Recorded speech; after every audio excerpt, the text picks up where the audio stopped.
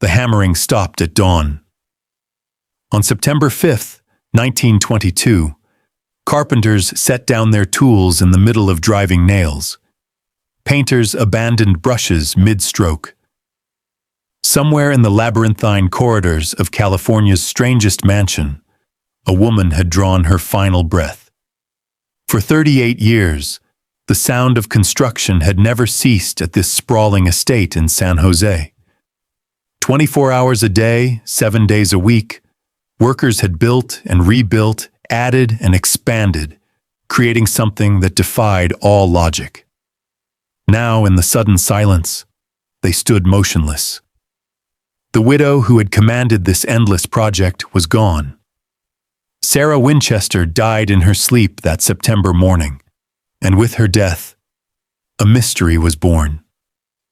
Behind her, she left a house unlike any other on earth. 160 rooms spread across 4 stories. 2,000 doors, many opening onto blank walls or deadly drops. 10,000 windows, some looking into nothing but other rooms. Staircases that climbed toward ceilings and stopped. Hallways that twisted and doubled back on themselves. And everywhere, the number 13 repeated like a secret code waiting to be cracked. But what drove this woman to build such a monument to confusion? Was she haunted by the ghosts of those killed by her family's famous rifles? Was she mad with grief over the deaths of her husband and baby daughter? Or was she something far more complex than the legends have allowed? A brilliant woman whose story has been twisted beyond recognition by those who came after her. To understand the house, we must first understand the woman. And to understand the woman, we must travel back to a different America, to the elegant streets of New Haven, Connecticut, where a remarkable girl was about to be born. The Belle of New Haven. Sarah Lockwood Pardee entered the world on June 4, 1839, the 5th child of Leonard and Sarah Burns Pardee. Her father was no ordinary tradesman.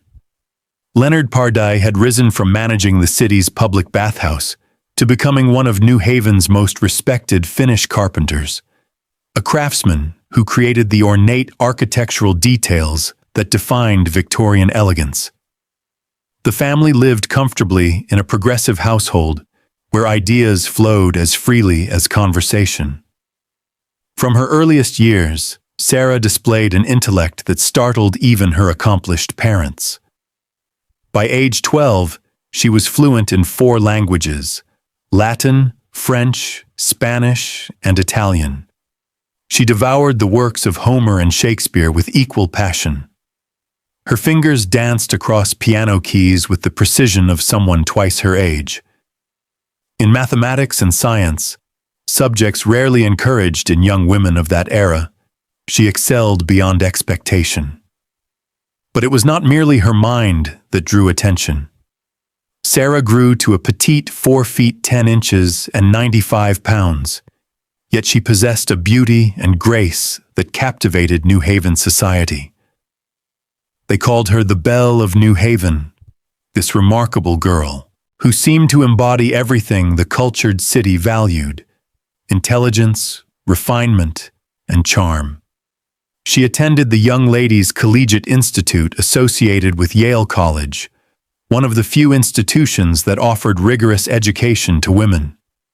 There, she studied liberal arts, sciences, and mathematics, absorbing knowledge like a flower drinks sunlight. The progressive atmosphere of New Haven, with Yale's influence permeating every corner of intellectual life, shaped her into a woman ahead of her time. She grew up surrounded by abolitionists and freethinkers, by people who questioned convention and dared to imagine different futures. And it was in this world of education and aspiration that Sarah Pardee first encountered William Wirt Winchester. A fortune built on fire. The Winchester family had roots in clothing manufacturing. Oliver Winchester, William's father, had arrived in New Haven and built a successful company making dress shirts. But Oliver possessed a restless ambition that mere fabric could not satisfy. In 1855, when he learned that a struggling firearms company called Volcanic Repeating Arms was seeking investors, he saw opportunity glittering like gold in a stream. The Volcanic company had promising technology but poor execution. Oliver Winchester purchased it, reorganized it, and hired a brilliant engineer named Benjamin Tyler Henry to perfect its designs. The result would change American history. In 1860, Henry patented his lever-action repeating rifle and its revolutionary self-contained metallic cartridge. By 1866, Oliver had renamed the enterprise the Winchester Repeating Arms Company and released the Model 1866, the first rifle to bear the Winchester name. The timing could not have been more perfect. America was expanding westward at a furious pace. The Transcontinental Railroad would be completed in 1869, opening vast territories to settlement, and settlers needed weapons. The Winchester rifle, with its ability to fire multiple shots without reloading, became the tool that tamed the frontier. They would call it the gun that won the West, and by 1873, the legendary Model 73 had made the Winchester name synonymous with American power. Into this rising dynasty stepped young William Wirt Winchester, Oliver's only son. Born in Baltimore, raised in New Haven, William had been groomed from childhood to inherit his father's empire. He attended the same schools as Sarah Pardee, moved in the same social circles, and worshipped at the same First Baptist Church. Their paths crossed repeatedly, until inevitably, they intertwined. On September 30th, 1862, as the American Civil War raged across the nation, Sarah Pardee became Sarah Winchester. She was 23 years old, beautiful, brilliant, and now connected to one of the most powerful industrial families in America. The future stretched before her like an endless, golden road. The first shadow falls. For 4 years, Sarah and William lived in happiness. He managed the family business alongside his father, and she presided over their New Haven home with the grace and intelligence that had always defined her. They moved through the highest circles of Connecticut society, a perfect couple in a perfect life. Then, on July 12, 1866, Sarah gave birth to a daughter they named Annie Pardee Winchester. The joy was overwhelming. After 4 years of marriage, they finally had a child to complete their family, an heir to continue the Winchester legacy. But something was terribly wrong with baby Annie. From her first days, she failed to thrive. Doctors diagnosed marasmus, a wasting disease that prevents the body from absorbing nutrients. No matter how Sarah fed her daughter, the tiny body continued to weaken. 5.5 weeks after her birth, Annie Pardee Winchester died. For Sarah, the loss was devastating beyond measure. She had carried this child, brought her into the world, and watched helplessly as life slipped away. The grief settled into her bones like winter cold that would never fully thaw. She withdrew from society, from friends, from everything that had once brought her joy. Some say she never fully recovered from Annie's death. Some say this was the moment when Sarah Winchester's brilliant mind began its long journey into obsession. But life, cruel and indifferent, was not finished with Sarah Winchester. The inheritance of sorrow. In December of 1880, Oliver Winchester died. The patriarch who had built a firearms empire from a struggling shirt factory left behind a company worth $3 million, an astronomical sum for the time. His only son, William, inherited the business and the responsibility of carrying forward everything his father had created. But William was already dying. For years, tuberculosis had been consuming him from within. The disease that would claim so many lives in that era had set its grip on William Winchester, and there was no escape.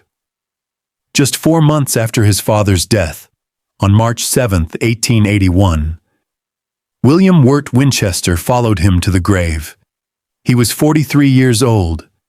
Sarah Winchester, 41 years old, found herself suddenly, shockingly alone. Her daughter was dead. Her husband was dead.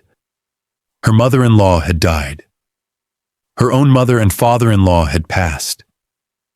Within a span of months, everyone she loved had been taken from her. But there was something else Sarah Winchester possessed now, something that would define the rest of her life and fuel one of America's strangest architectural odysseys.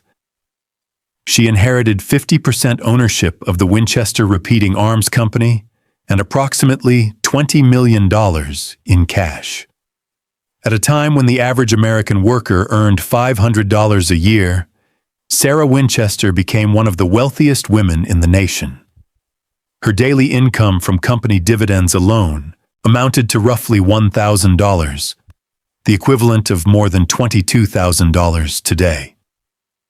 She could do anything, go anywhere, build anything. The legend that will not die. Here is where the story fractures into myth and mystery, where fact and fiction become so tangled that even careful historians struggle to separate them. The most famous version claims that Sarah, devastated by grief and guilt, consulted a Boston medium shortly after William's death. This spiritualist allegedly channeled William's ghost, who delivered a terrifying message. The Winchester family was cursed, haunted by the spirits of all those killed by Winchester rifles. Native Americans shot during the westward expansion, soldiers fallen in the Civil War, outlaws and lawmen and innocent bystanders. Their vengeful ghosts sought to destroy the Winchester family, and they had already claimed Annie and William. There was only one way to save herself, the medium supposedly told Sarah. She must travel west, to the land where the sun sets, and build a house for herself and for the spirits. But she must never stop building. As long as construction continued, she would live. The moment the hammering stopped, she would die. It is a perfect ghost story, complete with guilt, curses, and an impossible bargain with the dead. It explains everything about the Winchester Mystery House, its endless construction, its bizarre design, its doors to nowhere and stairs to ceilings. It makes Sarah Winchester a tragic figure, driven mad by forces beyond her control. But there is a problem with this story. There is no evidence it ever happened. No record exists of Sarah Winchester consulting any medium. Her closest friends and family members, interviewed after her death, denied that she was superstitious or interested in seances. Her nurse, Henrietta Severs, who spent years caring for Sarah, flatly stated that her employer never dabbled in the paranormal. The story of the Boston medium first appeared in a 1967 book called Prominent American Ghosts, published 45 years after Sarah's death, with no documentation to support it. The woman those who knew her actually described was not mad or guilt-ridden. She was intelligent, kind, and a remarkably shrewd businesswoman. She managed her investments with skill that multiplied her fortune. She made charitable donations to hospitals and educational institutions. She remained, according to those who encountered her, sharp-witted and rational well into old age. So what was she really doing out there in California? The journey west. After William's death, Sarah Winchester did what many grieving people do. She traveled. For approximately 3 years, she wandered through Europe and across America, seeking perhaps to outrun her sorrow, or simply to find a new purpose in a world that had taken everything she loved. By 1884, she had arrived in California, drawn there by family connections. Her niece lived in the San Francisco Bay Area, and the climate was reputed to be healing for those with respiratory ailments or weakened constitutions.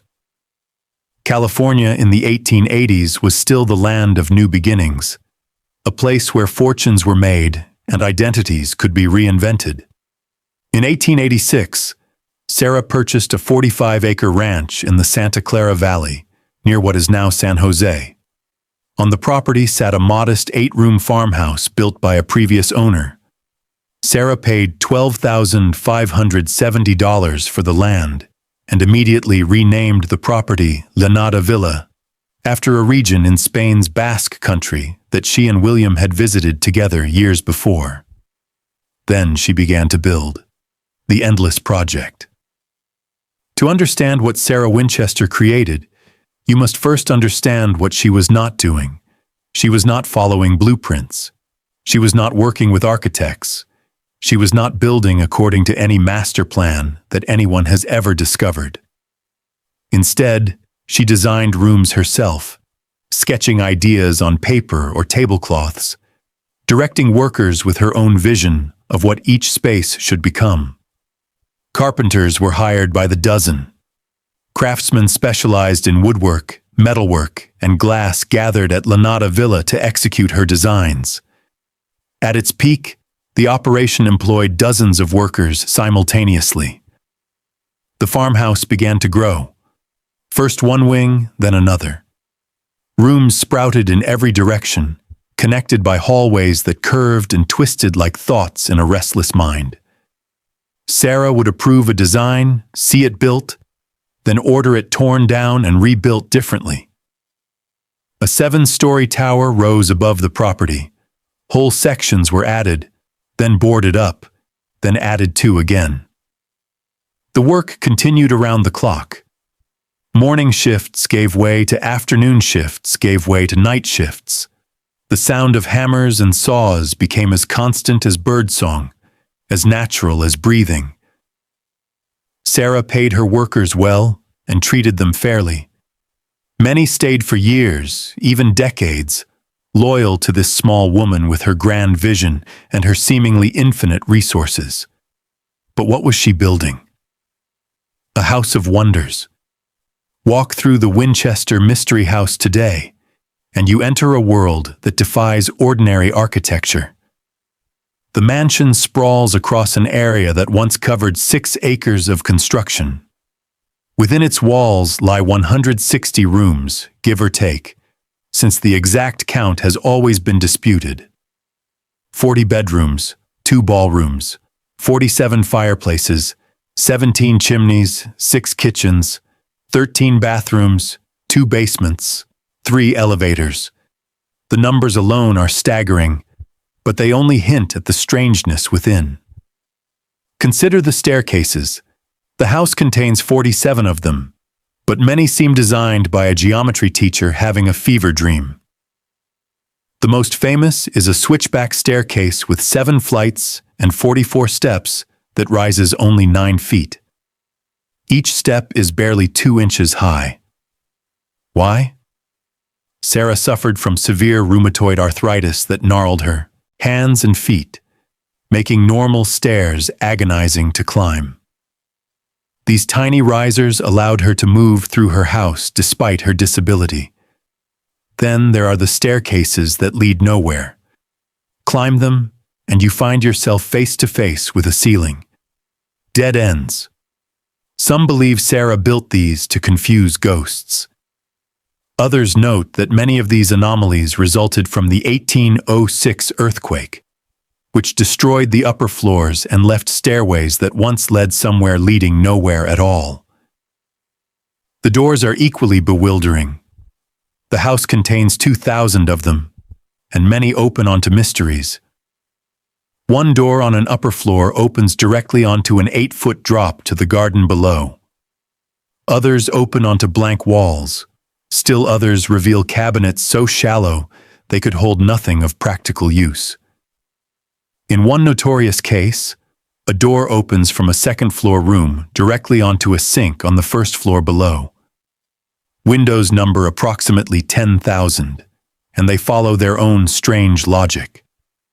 Some are interior windows, looking from one room into another.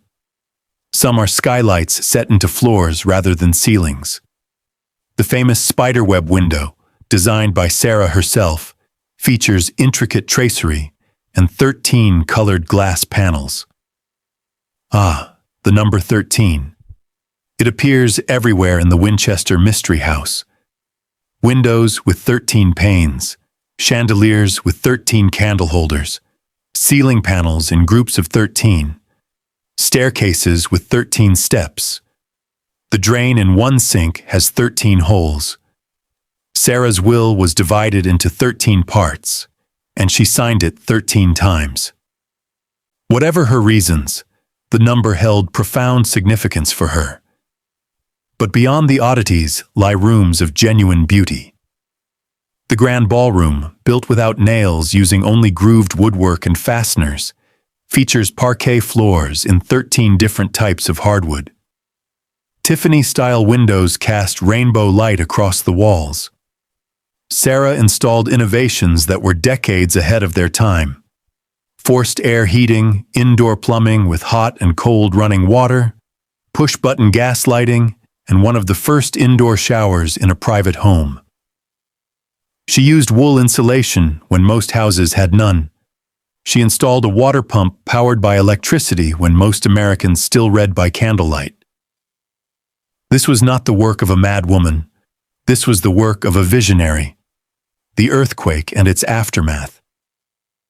In the early hours of April 18, 1906, the San Andreas Fault slipped. The great San Francisco earthquake, measuring 7.8 on scales that did not yet exist, devastated the Bay Area. The city by the bay burned for days. Thousands died. Buildings collapsed. The world as Northern California knew it ended in fire and rubble. At Lanata Villa, Sarah Winchester was asleep in her favorite room, the Daisy bedroom, when the earth began to shake. The house that had grown to 7 stories began to sway and crack. The great tower collapsed. Chimneys fell. The upper floors pancaked downward. And Sarah found herself trapped. The earthquake had shifted the walls around her bedroom door, pinching it shut so tightly that no human force could budge it. For hours, perhaps as many as 10, Sarah remained imprisoned in the ruins of her creation. Finally, servants found her and pried the door open with a crowbar. She emerged shaken but unharmed. The earthquake changed everything. Sarah never rebuilt the collapsed upper stories. The house would forever remain at 4 stories, a truncated shadow of what it had been. More importantly, she ordered the front 30 rooms of the house permanently sealed, including the grand ballroom and the elaborate entrance hall. Some say she believed the earthquake was a message from angry spirits, punishment for spending too lavishly on the front of the house. Others suggest she simply lost heart. After 1906, Sarah withdrew even further from the world. She spent more time at other properties, including a houseboat and a home in nearby Atherton. When she did return to Lanata Villa, she confined herself primarily to the back portions of the house, moving through her maze like a ghost herself. But construction continued. The hammers kept swinging. The house kept growing. Whatever drove Sarah Winchester to build, the earthquake had not extinguished it. The woman behind the legend. Who was Sarah Winchester really? The legends have painted her as a mad woman, a guilt-ridden heiress building frantically to appease vengeful spirits. Hollywood has depicted her in veils and mourning clothes, communing with ghosts in midnight seances. But the evidence tells a different story. Sarah Winchester was a private woman in an age that celebrated privacy. She granted no interviews, kept no journal that has survived, and did everything in her power to remain invisible to the prying eyes of newspapers and curiosity seekers. When President Theodore Roosevelt supposedly attempted to visit during a tour of California, she declined to meet him. Not because she was mad, but because she valued her solitude above all else. She was also a generous philanthropist, though she kept her charitable work as private as everything else about her life. She donated more than $1,300,000 to build a tuberculosis hospital in New Haven, honoring her husband, who had died of the disease. She supported local causes in San Jose and gave employment to workers who might otherwise have struggled to find steady wages. House historian Janan Boehme has suggested that the endless construction was itself a form of philanthropy, a way to provide stable employment for the community during uncertain economic times. As for the architectural oddities that have spawned so many ghost stories, many have practical explanations. The tiny stairs accommodated her arthritis. The multiple kitchens served different purposes in a house of that size. The doors to nowhere and windows overlooking rooms often resulted from the constant remodeling, where what was once an exterior wall became interior as the house grew around it. The earthquake damage accounts for many of the most bizarre features. Staircases that once led to upper floors now leading to ceilings. Doors that once opened onto balconies now opening onto empty air. But explanations do not entirely dispel the mystery. Sarah Winchester chose to build a house without a master plan, changing and expanding it constantly for nearly 4 decades. She chose to work without architects, relying on her own designs and whims. She chose to incorporate strange details and repeating numbers in ways that defy easy interpretation. Whatever her reasons, she kept them to herself. Perhaps that is the deepest mystery of all. Not whether Sarah Winchester believed in ghosts, but why she built what she built. Was it grief transformed into creation? An endless project to fill endless hours of loneliness? A monument to her own vision, built by a woman who had the resources to indulge every architectural fantasy? We will likely never know for certain. Sarah Winchester took her secrets to the grave. The final silence. By 1922, Sarah Winchester was 82 years old. Her health had been declining for years. The arthritis that had shaped so many of her design choices had become debilitating. She could barely walk. Her once sharp mind remained clear, but her body was failing. In early September, she was driven from her Atherton home to Lanada Villa, closer to her doctor in San Jose. On the night of September 4th, she went to sleep in the house she had been building for 36 years. She never woke up. Sarah Winchester died peacefully in her sleep on September 5, 1922, from congestive heart failure. The news spread quickly through the property, and workers who had been hammering nails and sawing wood simply stopped. Some, according to legend, left nails half-driven, boards half-cut. The endless construction ended as suddenly as a switched-off light. She was buried beside William and Annie in New Haven's Evergreen Cemetery, reunited in death with the husband and daughter she had lost so long ago. Her will, divided into its 13 parts and signed 13 times, left her possessions to family members and loyal employees. Her niece, Marion Marriott, inherited the contents of her homes and a trust fund for her lifetime. 5 of her closest servants were named in the will, testimony to the relationships she had built with those who cared for her. But the mansion itself was not mentioned. Appraisers who toured Lanada Villa after Sarah's death deemed it virtually worthless. The earthquake damage had never been fully repaired. The design was impractical, even nonsensical to outsiders. Who would want a house with doors to walls and stairs to ceilings? The estate sold at auction for $135,000, a fraction of what it had cost to build. The buyers were John and Mamie Brown, a couple who recognized something in the strange house that the appraisers had missed. They saw not a worthless maze, but a potential attraction. The house reborn. In February of 1923, just 5 months after Sarah's death, the Browns opened Lanata Villa to the public.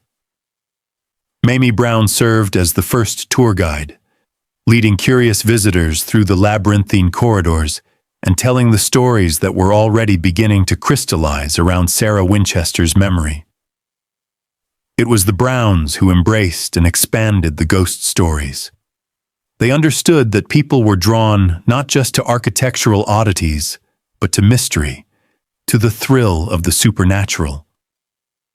The legends of vengeful spirits and midnight seances proved irresistible to a public hungry for thrills.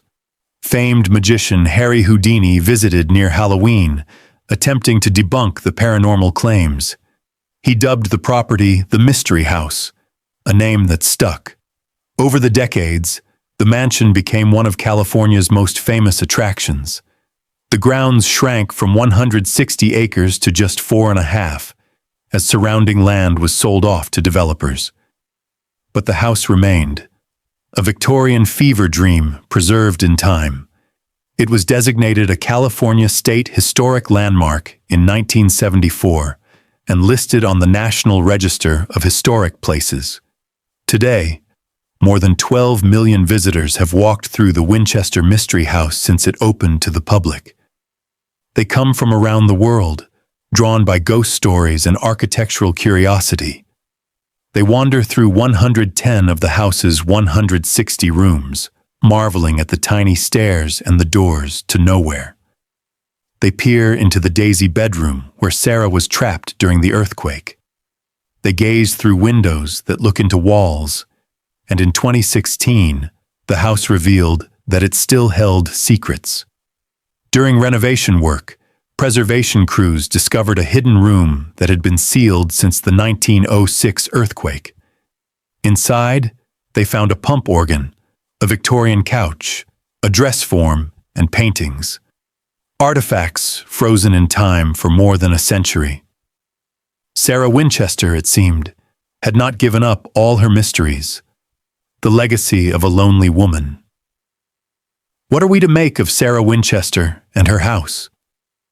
The easy answer is the one that has been told for a century. A grief-stricken widow, driven mad by guilt over the deaths caused by her family's rifles, built an endless maze to confuse vengeful ghosts. She lived as a prisoner of her own fears, never stopping construction, lest the spirits claim her. It is a story that fits neatly into American mythology, a cautionary tale about the price of wealth and the burden of blood money. But the true story, as much as we can know it, is both simpler and more profound. Sarah Winchester was a brilliant woman who lost everything she loved. Her daughter died in her arms. Her husband wasted away before her eyes. She found herself alone, wealthy beyond imagination, in a world that offered few paths for women of intelligence and ambition. So she built.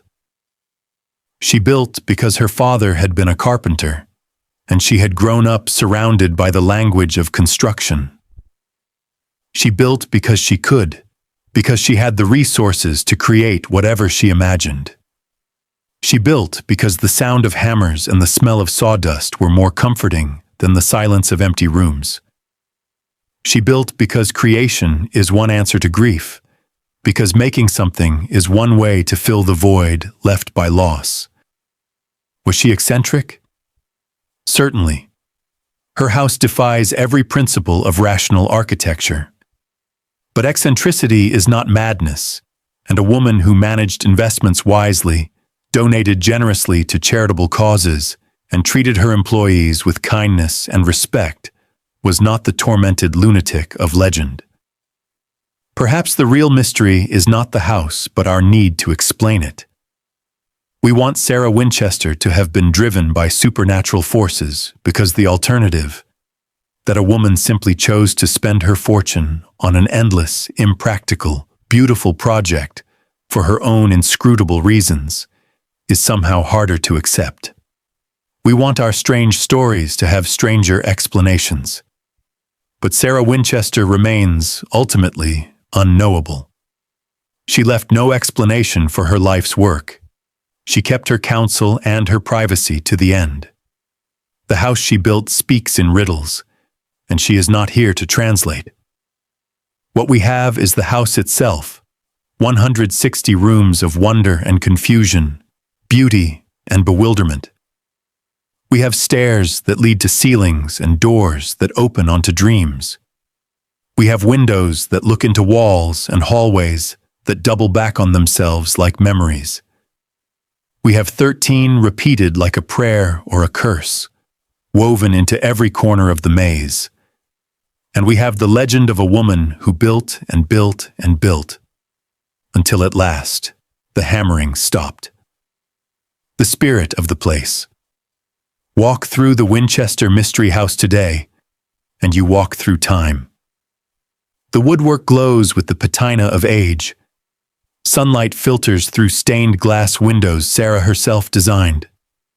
The floors creak beneath your feet, and the air carries the faint scent of old wood and older secrets.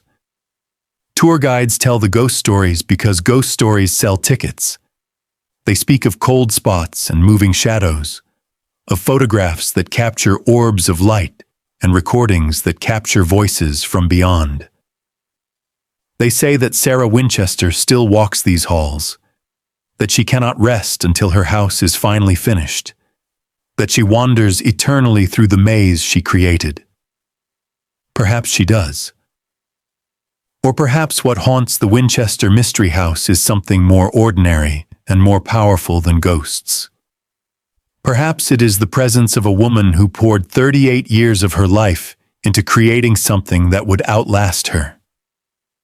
Perhaps it is the accumulated weight of all that labor, all that craftsmanship, all that intention made material in wood and glass and stone. The workers who built this place are long dead.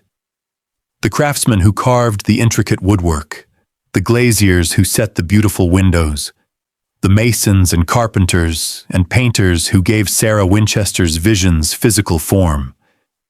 They have all passed beyond memory. But their work remains.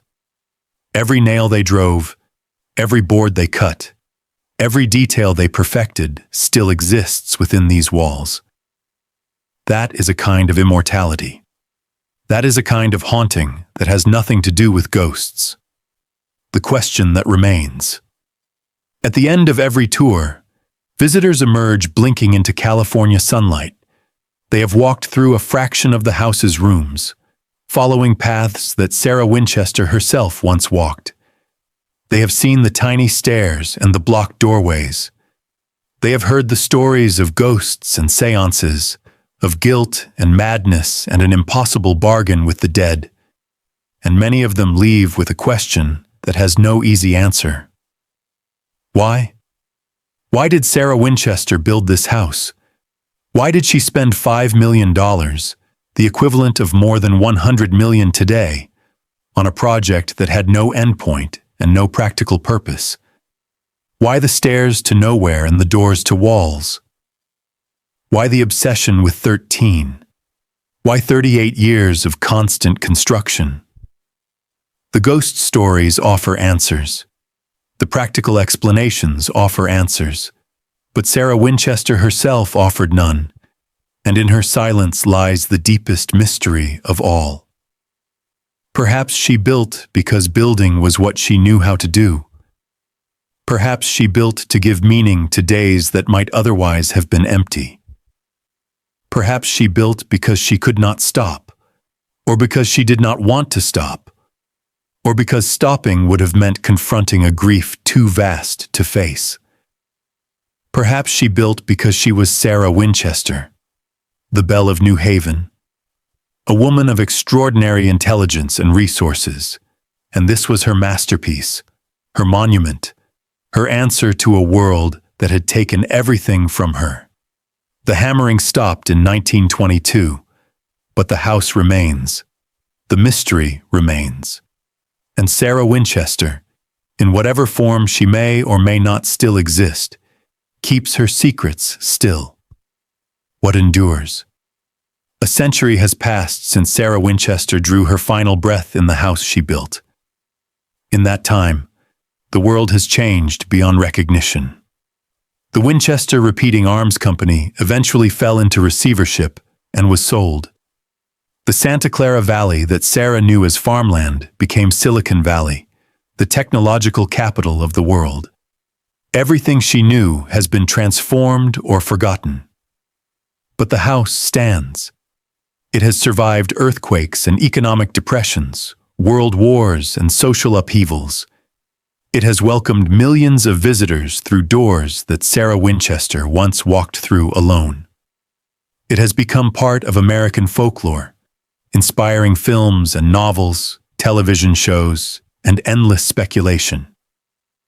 And in its very impracticality lies its immortality. A sensible house serves a purpose and eventually outlives its usefulness. But the Winchester Mystery House serves no purpose but itself. It exists because Sarah Winchester willed it into existence, and it continues to exist because it captures something essential about the human need to create, to build, to leave something behind. The tiny stairs will still be tiny 100 years from now.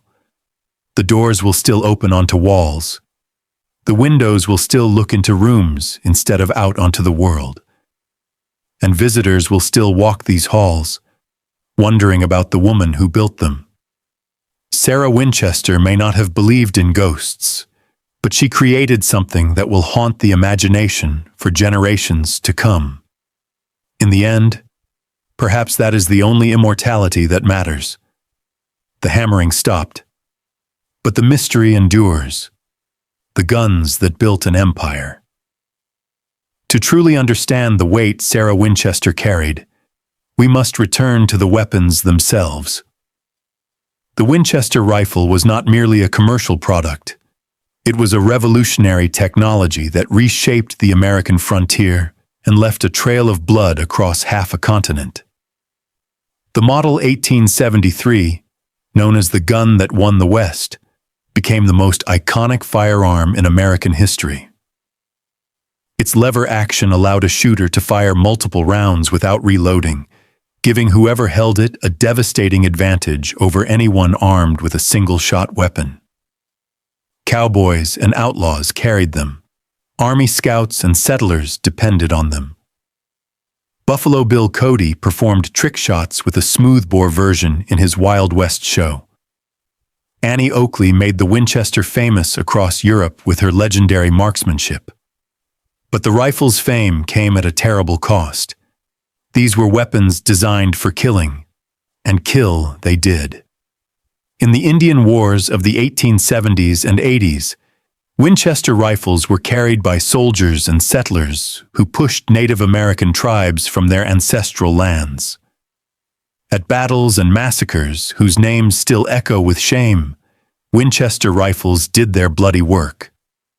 The Civil War had ended before the Winchester Company truly flourished, but the company's earlier rifles, the Henry and its predecessors, had seen action in that conflict.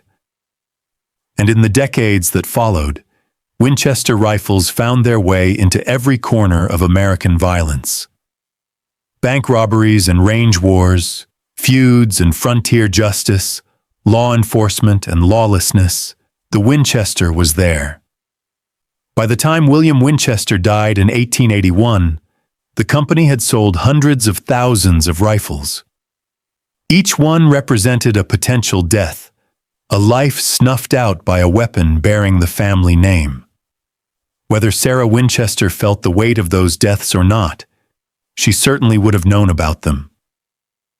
Every newspaper in America carried stories of the violence reshaping the West, and many of those stories featured Winchester rifles. This is the context in which the ghost stories must be understood. Even if Sarah Winchester never consulted a medium, never believed in vengeful spirits. The guilt narrative resonates because the guilt itself was real, or could have been. How does a sensitive, educated woman reckon with a fortune built on weapons that had killed so many? The legends provide one answer. Sarah's actual life may have provided another, one we can never fully know. The secrets of construction. The building methods Sarah Winchester employed reveal as much about her character as the architectural oddities that resulted from them. She was not merely a wealthy woman indulging a whim. She was an active, engaged builder who understood construction in ways that few homeowners of her era, male or female, could claim. Her father's background as a Finnish carpenter had given her a vocabulary for talking about architecture. She understood joinery and load-bearing walls, window placement, and the play of natural light. When she sketched designs for her workers, she did so with technical knowledge behind her artistic vision. She also pioneered construction management techniques that were ahead of their time.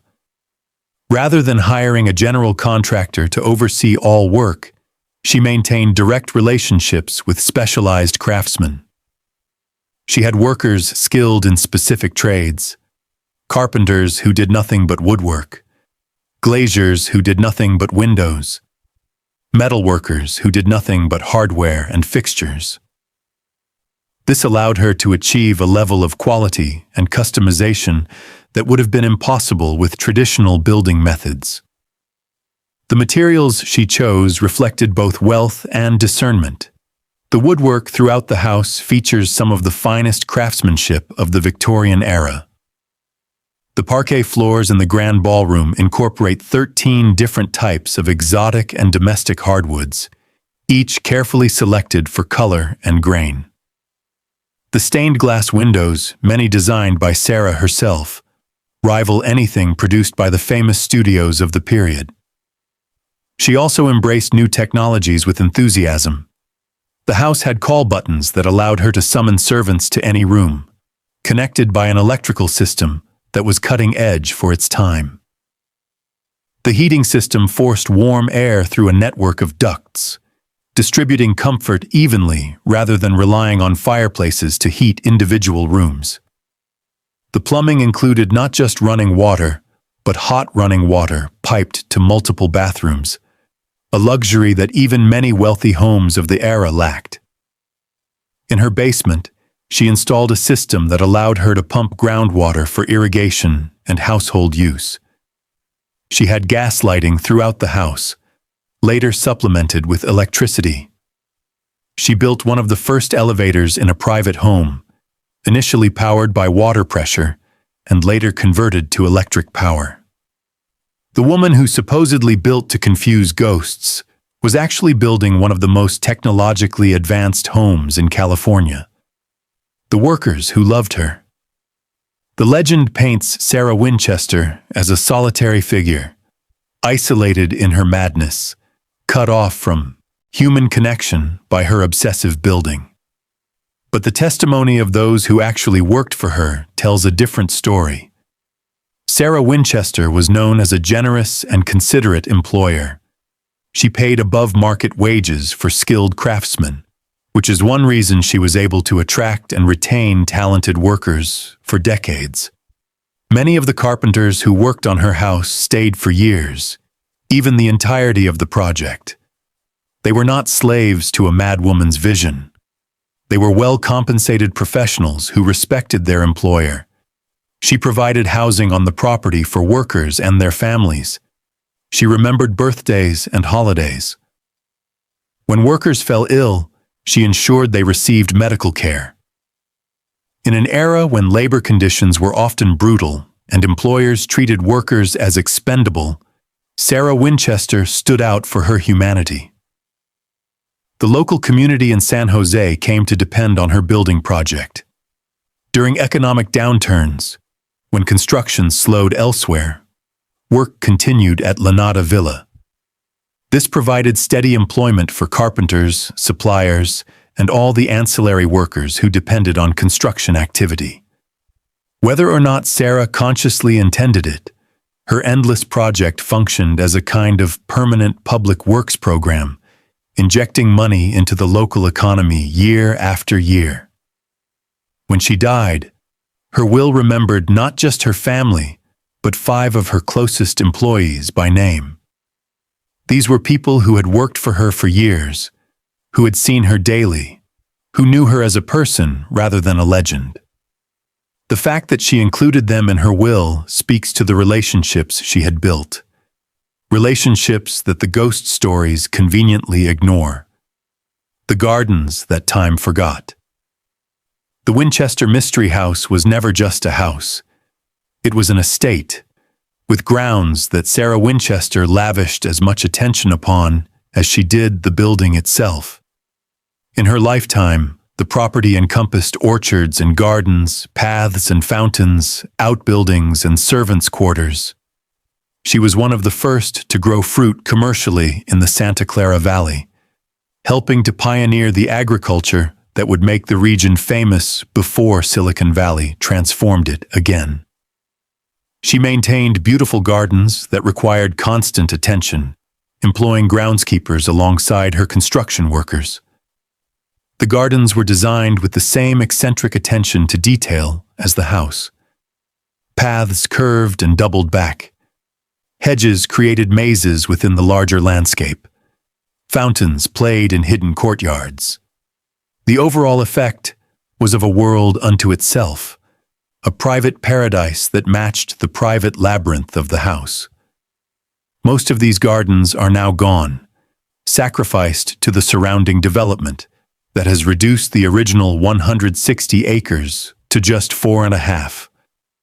But visitors can still glimpse Sarah's vision in the remaining grounds, in the carefully preserved plantings and the restored outbuildings that speak to the scope of her original ambition. The myths that multiply. Since Sarah Winchester's death, the legends have only grown.